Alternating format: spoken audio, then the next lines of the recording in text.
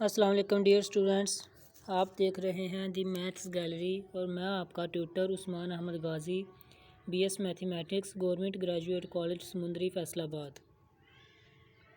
आज के इस लेक्चर में हम गामा फंक्शन की डेफिनेशन पढ़ेंगे और इससे रिलेटेड कुछ एप्लीकेशंस परफॉर्म करेंगे। Gamma function is the gamma function of A positive real number n greater than 0 is defined by gamma n is equal to integral 0 से infinity e raised to power minus x dot e x raised to power n minus 1 dx। ठीक है, ये gamma function की definition है और इसमें बताया गया कि जो गामा फंक्शन है वो रियल पॉजिटिव नंबर्स पे ही अप्लाई होता है। ठीक है, रियल और पॉजिटिव नंबर्स। ठीक है, तो अब हमारी पहला क्वेश्चन है वो है जी, अगर n इज़ गामा फंक्शन की डेफिनेशन में अगर n इज़ इक्वल टू 1 होता है तो तब क्या आंसर आता है जी। तो हमने जहाँ जहाँ पे इस डेफिनेशन में 1 आ रहा है ना, n आ रहा है, वहाँ पे हमने 1 पुट कर देना है। तो हमारे पास ये जो इंटीग्रल की फॉर्म बन जाएगी वो बन जाएगी इंटीग्रल 0 से infinity e raised to power minus x dx। ठीक है, क्योंकि इधर हम जब n is equal to 1 put करेंगे तो x raised to power 0 is equal to 1 होता है। तो जब हमने e माइनस एक्स की इंटीग्रेशन की तो जब हमने इंटीग्रेशन की तो आंसर आया e raised to power minus x over 1 over n और इस पे लिमिट्स अप्लाई हुई 0 से इन्फिनिटी। तो ये जो -1 है ना, ये बाहर निकाल लिया हमने। तो ये जो e माइनस एक्स है ना, इसे बटे में लिख लिया, e raised to power plus x हो गया। तो इस पे जब हमने लिमिट इन्फिनिटी अप्लाई की तो 1 ओवर इन्फिनिटी आया। जब हमने 0 अप्लाई किया तो 1 over e raised to power 0 आया। 1 ओवर इन्फिनिटी चूँकि 0 होता है और e raised to power 0 is equal to 1 होता है, तो ये बाहर वाला माइनस और ये अंदर वाला माइनस पॉजिटिव हो जाएंगे, तो इसका आंसर आ जाएगा 1। ठीक है, अब नेक्स्ट क्वेश्चन है जी, जब n की वैल्यू 2 होती है तो जहाँ जहाँ पे गामा फंक्शन की डेफिनेशन हमें पता है, तो जहाँ जहाँ पे n आ रहा है वहाँ पे आपने 2 पुट कर देना है। तो हमारे पास ये फंक्शन बन जाएगा जी x dot E raised power minus x. अगर हम x को फर्स्ट फंक्शन करते हैं, ई रेज़्ड पावर माइनस एक्स को सेकंड करते हैं, तो इंटीग्रेशन बाय पार्ट्स से करें इसे। तो इधर जब हमने प्रीवियस क्वेश्चन में देखा है कि जब हमने ई रेज़्ड पावर माइनस एक्स पे इन्फिनिटी अप्लाई की तो इसका आंसर 0 आया था। ठीक है, तो ये 0 इस से भी मल्टीप्लाई होगा तो आंसर 0 आ जाएगा। तो जब ये 0 इस x की जगह पे पुट होगा तो ये 0 बाकी सबको 0 कर देगा, यानी ये सारा फैक्टर ही 0 हो जाएगा। ठीक है, तो हमारे पास सिर्फ ये वाली इंटीग्रेशन बचेगी, ये पार्ट बचेगा। तो इस पार्ट को अगर हम कंपेयर करते हैं प्रीवियस क्वेश्चन में तो ये देखें गामा 1 ही बन रहा है। ठीक है, तो इसका आंसर क्या आया था, 1 आया था। इसे आप सोल्व भी कर सकते हैं। ठीक है, इसका आंसर 1 आया, तो गामा 2 का आंसर भी क्या आया हमारे पास, 1 आया। थर्ड क्वेश्चन में है जी, अगर n की वैल्यू 1/2 होती है तो वो बराबर होता है पाई अंडर रूट के इक्वल होता है। ठीक है, तो ये कैसे जी। अब इसका जो प्रूफ है ना वो गामा फंक्शन की डेफिनेशन से ज़रा डिफ़िकल्ट हो जाता है, तो इसके लिए हम बीटा फंक्शन की डेफिनेशन यूज़ करते हैं। तो बीटा फंक्शन इंशाल्लाह हम नेक्स्ट लेक्चर में पढ़ेंगे क्या होता है। तो beta function is equal to ये बीटा फंक्शन की प्रॉपर्टी है कि beta function is equal to होता है gamma m dot gamma n और ओवर में m प्लस n का गामा फंक्शन। ठीक है, तो हमें पता है m n जो होते हैं वो पॉजिटिव रियल नंबर्स हैं। तो एक और इसे हमने 1 कह दिया और एक और डेफिनेशन है, ये प्रॉपर्टी है beta m dot n is equal to 2 integral start 0 से π/2 साइन थीटा की पावर 2m-1 और कोस थीटा की पावर 2n-1 डी थीटा। ठीक है, इसे हमने 2 कह दिया। जब 1 और 2 को कंपेयर करवाया तो हमारे पास जो रिज़ल्ट है वो है gamma n over gamma m plus n is equal to 2 integral start 0 से π/2 sine theta power 2m-1 cos theta power 2n-1 d theta. तो अब जहाँ जहाँ पे m और n आ रहा है वहाँ पे आपने 1/2 पुट कर देना, तो ये साइन थीटा और कोस थीटा की जो पावर्स हैं वो 0 हो जाएंगी, तो ये इज़ इक्वल टू 1 हो जाएगा। पावर 0 हुई तो ये 1 आ गया। तो दूसरी साइड पे अगर हम देखें 1/2 प्लस 1/2 इज़ इक्वल टू 1 होता है और 1 का gamma function is equal to 1 ही होता है। ठीक है, और ये दोनों मल्टीप्लाई हो रहे थे, इनका स्केयर आ गया। ठीक है, अब हमने 1 को इंटीग्रेट करना जी थीटा के रिस्पेक्ट से, तो हमारे पास आंसर आया थीटा। तो इसमें जब हमने वैल्यूज पुट की और 2 से मल्टीप्लाई किया तो हमारे पास आंसर आया पाई। दूसरी साइड पे चूँकि गामा 1/2 का स्केयर था तो दोनों साइड पे हमने स्केयर रूट लिया, तो हमारे पास रिक्वायर्ड जो आंसर था वो आ चुका है कि gamma 1/2 is equal to pi under root. ठीक है, अब क्वेश्चन है जी, कह रहे हैं जी gamma n plus 1 is equal to n into gamma n। ठीक है, और वो किसके इक्वल है, n फैक्टोरियल के इक्वल है। तो सबसे पहले हमें गामा फंक्शन की डेफिनेशन को पता है। तो जहाँ जहाँ पे n आ रहा है वहाँ पे n+1 पुट कर दिया जी। तो 1 से 1 कैंसिल हो गया, तो x रेज़्ड पावर n बचा। ठीक है, तो अब इसको इंटीग्रेशन बाय पार्ट्स की, तो फर्स्ट फंक्शन x इन वैसे का वैसा ही, सेकंड फंक्शन की इंटीग्रेशन और वही सेकंड फंक्शन की इंटीग्रेशन उस फंक्शन में। आपने प्रीवियस क्वेश्चन में भी देखा होगा और इसमें भी है कि इधर डायरेक्ट प्लस लिखा हुआ है, वो क्यों जी, इधर तो फार्मूले का माइनस होता है। देखें जी, जब इधर -1 था ना, तो इधर भी -1 ही आना था, तो ये वाला जो -1 नहीं लिखा इधर, तो वो -1 इस माइनस से मल्टीप्लाई होके प्लस हो गया। ठीक है, इसलिए इधर प्लस लिखा हुआ है, तो इसकी आपने फिक्र नहीं करनी। तो इंटीग्रल स्टार्ट हो रहा है जी 0 से इन्फिनिटी और e-x, यानी कि वो इंटीग्रेशन लिखी हमने, तो पहले सेकंड फंक्शन की इंटीग्रेशन लिखी और फर्स्ट फंक्शन जो x रेज़ पावर n था उसका डेरिवेटिव लिखा है जी। पावर शुरू में आ गई, पावर से 1 कम कर दिया और जिसकी पावर कम की उसका डेरिवेटिव साथ में 1 आता है, यानी x का डेरिवेटिव 1 आता है। ठीक है, तो वो हमने लिख दिया।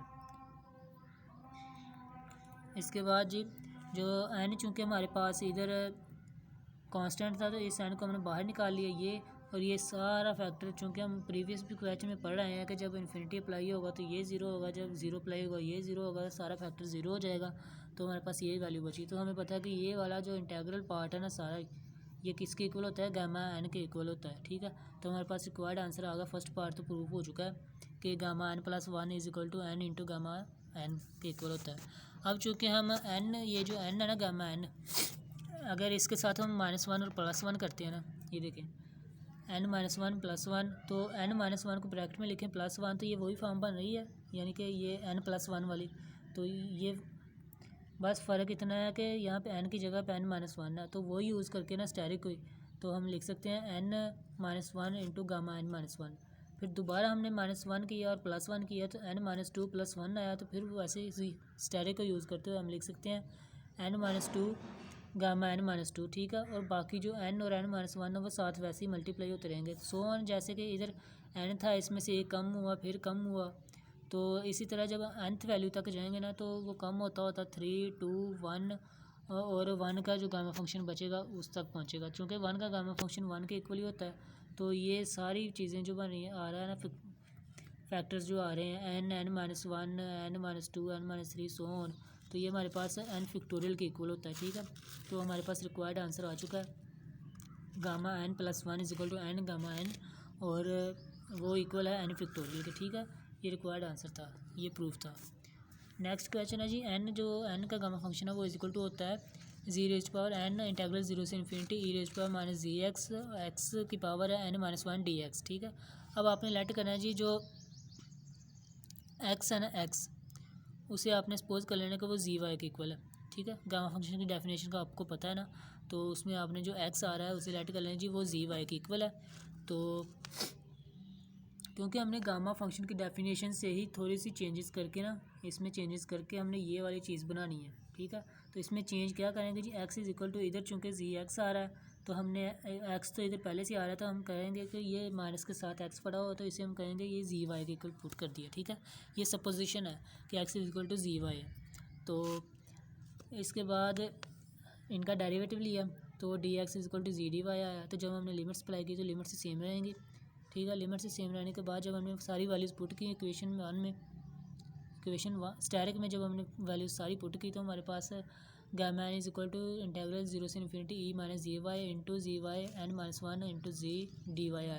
तो चूँकि ये पावर z की और y की है, तो दोनों पावर्स अलग हो गई, तो z की पावर n-1 और y की पावर n-1, और a से z की पावर 1 थी, तो ये z के साथ मिल गया, और ये z की पावर 1 और ये z की पावर n-1 पावर ऐड हो जाएंगी बेस ही में, तो ये z की पावर n आ गया, और ये चूँकि कांस्टेंट था, इस डेरिवेटिव इंटीग्रल हमारा y के रिस्पेक्ट से है, तो z की पावर n बाहर आ गया। ठीक है, तो अगर हम देखें कि अगर रिप्लेस कर देते हैं हम y को x के साथ, तो हमारे पास रिक्वायर्ड आंसर आ जाता है gamma n is equal to g⁻n integral 0 से इन्फिनिटी e⁻−gx x⁻n-1 dx। ये हमारे पास रिक्वायर्ड आंसर आ चुका है। ठीक है, ये अपने प्रूफ करना था। अब नेक्स्ट क्वेश्चन है, gamma n is equal to 0 से इंटीग्रल 0 से 1 है, log 1/y है, और इसकी पावर है n-1 dy। ठीक है, अब देखें जी, y की फॉर्म में हमें दिया हुआ, ये हमने प्रूफ करना, कह रहे हैं जी n का गामा है तो वो इसके इक्वल भी है, ये भी इसकी प्रॉपर्टी है। ठीक है, तो हमने जो इसकी बेसिक डेफिनेशन है ना ये वाली, इसमें थोड़ी सी चेंजिंग करनी है हमने और ये वाली चीज़ बनानी है, ठीक है। क्वेश्चन में जो चीज़ है वो बनानी है हमने। तो वो कैसे बनेगी जी, हमने x is equal to put कर दिया जी ई की पावर log 1/y, दोनों साइड पे हमने एक्सपोनेंशियल अप्लाई किया, तो x एक्सपोनेंशियल की पावर में चला गया और log से एक्सपोनेंशियल कैंसर, ई raised power x is equal to 1/y आ गया, ठीक है। तो जब हमने बटर को उल्टाया या y दूसरी साइड पे मल्टीप्लाई हुआ और ई रेस्ट पावर इधर आके डिवाइड हो गया, तो y is equal to 1/e raised power x आ गया। तो y को 1/e रेस्ट पावर x को हम लिख सकते हैं e रेस्ट पावर -x, ठीक है। अब यहाँ से आप लिमिट्स चेंज कर सकते हैं, जब x 0 होगा तो y की वैल्यू 1 आएगी, जब x इन्फिनिटी होगा तो y की वैल्यू 0 आएगी, ठीक है। यही वैल्यू 0 हमने लिमिट्स अप्लाई की हैं, इन पर डेरिवेटिव जब हमने अप्लाई किया तो d y is equal to -e raised power -x dx आया, तो माइनस दूसरी साइड पे जाके मल्टीप्लाई होगी, तो लिमिट्स आ गई। तो सारी वैल्यूज़ जो है हमने इक्वेशन स्टैटिक में पुट कर दी, स्टैटिक में यानी कि गामा की असल डेफिनेशन में हमने इक्वेशंस पुट कर दी सारी, ठीक है। तो उसमें पुट करने के बाद हमारे पास रिक्वायर्ड आंसर आ गया जी माइनस इंटीग्रल 1 से 0 तक जा रहा है और log 1/y की पावर n-1 dy आ रहा है। तो चूँकि हमें तो लिमिट जो होती है वो बड़ी से छोटी की तरफ नहीं जाती, छोटी से बड़ी की तरफ जाती है लिमिट, ठीक है। तो जब हमें लिमिट्स चेंज करनी है ना ये वाली कि इधर 0 आए और इधर 1 आए, तो फिर हमने जब लिमिट्स चेंज की, लिमिट्स की पोजीशन, तो इसका सारे इंटीग्रल का साइन चेंज हो जाएगा, ठीक है। सारे इंटीग्रल के साथ -1 को हम मल्टीप्लाई करेंगे और लिमिट चेंज हो गई तो वो जो -1 मल्टीप्लाई हुआ इस माइनस को वो पॉजिटिव कर देगा, ठीक है। तो हमारे पास रिक्वायर्ड आंसर आ गया। नेक्स्ट क्वेश्चन है जी n+1 का गामा फंक्शन जो होता है ना वो इक्वल होता है इंटीग्रल 0 से infinity e raised power -y raised power 1/n dy। ये जी n+1 की एक और प्रॉपर्टी है, तो इसके लिए हम फिर से गामा फंक्शन की असल डेफिनेशन जो बेसिक डेफिनेशन उसी यूज़ करेंगे। तो उसमें हम x is equal to y raised power 1/n put करेंगे, ठीक है। यहाँ से इसका डेरिवेटिव लिया, इसकी लिमिट्स चेंज की, तो वो वैल्यूज़ हमने पुट कर दी इक्वेशन स्टैटिक में, तो हमारे पास रिक्वायर्ड आंसर आ जाएगा उसे सॉल्व करने के बाद, ठीक है जी। ये भी इजी था। तो ये इसके जो यूज़ हो रही है ना इसमें जो चीज़ें, फॉर एग्जांपल ये वाली ये भी साथ लिखी हुई, इधर यूज़ होगी इधर, ठीक है। ये एन दूसरी साइड पे जाकर मल्टीप्लाई होगा। ये भी इजी सा क्वेश्चन है, ये आप परफॉर्म कर लीजिएगा, ठीक है। अब नेक्स्ट क्वेश्चन पे जाते हैं जी, इवेलुएट करें जी इंटीग्रल 0 से इन्फिनिटी ई रेज़ पावर -x² dx को, ठीक है जी। तो इसको आप स्टैटिक कहते हैं इस क्वेश्चन को, ठीक है। अब इसमें इन्होंने कुछ नहीं दिया कि आपने gamma n is equal to this prove करना है या gamma n+1 is equal to this prove करना है। तो आपने इधर चाहे गामा की बेसिक डेफिनेशन यूज़ कर लें, चाहे इसी को यूज़ कर लें। इसमें आपने कैसे सॉल्व करना है जी, जो e की पावर में -x² आ रहा है ना, जो भी चीज़ माइनस के साथ आ रही है ना उसे किसी न्यू फंक्शन के इक्वल लेट कर लेना, ठीक है। तो न्यू वेरिएबल के इक्वल, ठीक है। तो हमने उस चीज़ को x² को लेट कर लिया, x² is equal to y, ठीक है जी। तो यहाँ पर हम y की वैल्यूज़ भी फाइंड कर सकते हैं, x की 0 y पर इन्फिनिटी पुट करके। लिमिट्स हमने फाइंड की, लिमिट्स के बाद हमने y और x का डेरिवेटिव लिया, तो dx की वैल्यू भी आ गई, x की वैल्यू भी आ गई हमारे पास, ठीक है जी। तो ये सारी वैल्यूज़ हमने इक्वेशन स्टैटिक में पुट कर दी। इक्वेशन स्टैटिक में पुट करने के बाद हमारे पास आंसर आया जी इंटीग्रल 0 से infinity e raised power -y dot 1/2 y dy, ठीक है। अब 1/2 इंटीग्रल से बाहर गया क्योंकि कांस्टेंट था और y चूँकि बटे में था, ये बटे के ऊपर गया तो इसका जो पावर 1/2 थी पॉजिटिव वो माइनस में चली जाएगी। तो -1/2 को हम लिख सकते हैं 1/2 -1, ठीक है, क्योंकि ये -1/2 के इक्वल ही होता है। तो अगर हम गामा फंक्शन की ओरिजिनल जो डेफिनेशन है उससे इसे कंपेयर करते हैं तो ये बन रहा है 1/2 का गामा फंक्शन, ठीक है। ये देखें, इस चीज़ को अगर हम डबल स्टैटिक से हम अगर कंपेयर करते हैं तो वो आता है कि वो आता है 1/2 का गामा फंक्शन, ठीक है। 1/2 का गामा फंक्शन आता है। तो 1/2 का गामा फंक्शन का आंसर हमने प्रूफ किया कि π√, के इक्वल है। तो उसकी जगह π√, लिख दिया, तो हमारे पास रिक्वायर्ड आंसर क्या आ गया 1/2 π√। नेक्स्ट क्वेश्चन करते हैं जी इंटीग्रल 0 से infinity e raised power -4x x raised power 5/2 dx, ठीक है। इसमें भी इन्होंने कहा कि एवेल्यूएट करें, किसी चीज़ के इक्वल हमने प्रूफ नहीं करना। तो इसमें हमने जो माइनस के साथ वैल्यू आ रही है ना उसे न्यू वेरिएबल के इक्वल लेट किया हमने, 4x is equal to y किया, यहाँ से x की वैल्यू आई y/4, हमने डेरिवेटिव लिया dx is equal to dy/4, limits change की और इसी इक्वेशन 1 में जब हमने पुट की तो वैल्यूज चेंज होंगी। 1/4 बाहर आ गया और 1/4 की जो वैल्यू होगी ना, ये जो y के बटे में आ रहा है ये जब हम इस पर भी y 5/2 पावर अप्लाई होगी और y पे 5/2 पावर अप्लाई होगी, इन दोनों को अलहदा कर लिया, इन पावर्स को अलहदा कर लिया, तो ये देखें सारा सॉल्व किया हुआ। इधर से 1/2 की पावर 5 आ गया और y की पावर 5/2 आ गया, ठीक है। और जब 1/2 की पावर 1/32 होता है, 5 अगर पावर कहते हैं, तो 32 जाके बाहर 4 से मल्टीप्लाई होगा, 4 से मल्टीप्लाई हुआ तो 1/128 आंसर आया। तो बाद में जो इंटीग्रल के अंदर चीज़ है वो है जी e⁻⁻y y 5/2 और dy। तो 5/2 को हम लिख सकते हैं 7/2 - 1, ठीक है। तो अगर हम इसे इस गामा फंक्शन की डेफिनेशन के साथ इसके साथ अगर हम कंपेयर करते हैं तो हमारे पास ये 7/2 का गामा फंक्शन बन रहा है। तो इसको 7/2 को लिख सकते हैं 5/2 + 1। तो यहाँ पर वही जो प्रॉपर्टी थी ना, n+1 = n into gamma n, तो वो अप्लाई करें।